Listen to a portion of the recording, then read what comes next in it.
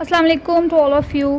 آج کا واقعہ ایک ایسے بزرگ کے بارے میں ہے جنہوں نے اپنی زندگی اللہ کی خدمت کرنے میں وقف کر دی۔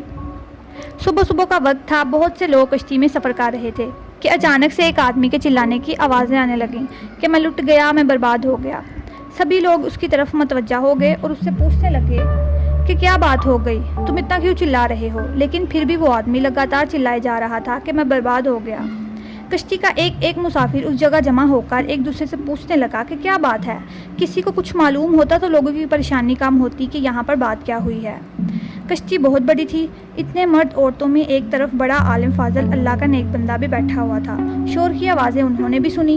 رونے پیٹنے والے آدمی کو سمجھا بجھا کر جب بات پوچھی گئی تو اس نے کہا کہ میں ایک غریب مسافر ہوں، ایک تھیلی میں زندگی بھر کا سرمایہ میں نے چھپا رکھا تھا، کسی ظالم نے وہ تھیلی چرا لی ہے۔ سب کو یہ سن کر بہت افسوس ہوا۔ لوگوں نے اس سے پوچھا کہ کتنا مال تھا اس تھیلی میں، تو آدمی نے بتایا کہ 1000 اشرفیاں تھیں۔ سب لوگ اسی وقت افسوس کا اظہار کرنے لگے کیونکہ 1000 اشرفیاں بہت بڑی رقم ہوتی ہے۔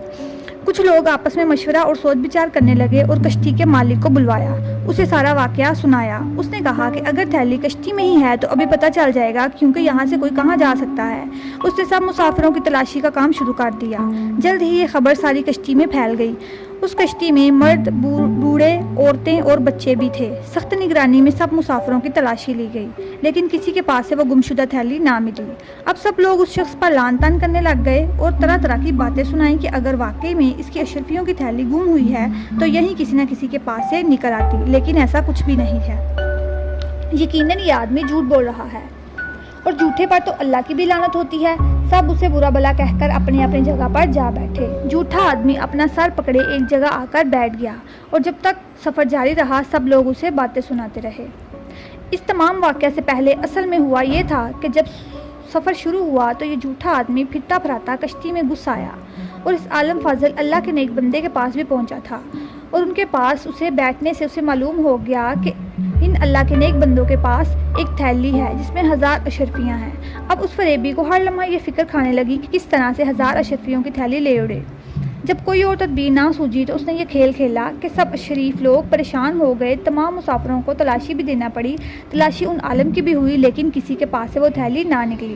جب دریا کا سفر ختم ہوا اور کشتی کنارے لگی اور تمام مسافر اتر گئے تو اس جھوٹے آدمی نے فوراً اس نیک اللہ کے بندے کی طرف دیکھا اور پوچھنے لگا کہ آپ نے مجھ سے جھوٹ کہا تھا کہ آپ کے پاس 1000 اشرفیاں ہیں؟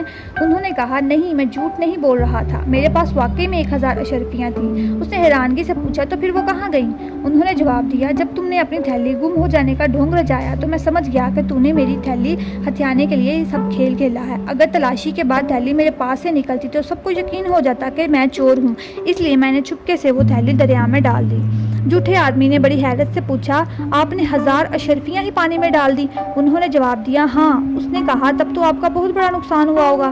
انہوں نے اطمینان سے جواب دیا کہ نیکی کا بدلہ برائی سے دینے والے اے ظالم دوست، میرے نزدیک اہمیت دولت کی نہیں بلکہ اس اعتماد کی ہے جو حدیث نبوی کی خدمت کے لیے مجھے برقرار رکھنا ضروری ہے۔ اگر میں برا مشہور ہو جاؤں تو میری بیان کردہ حدیثوں پر کون اعتماد کرے گا؟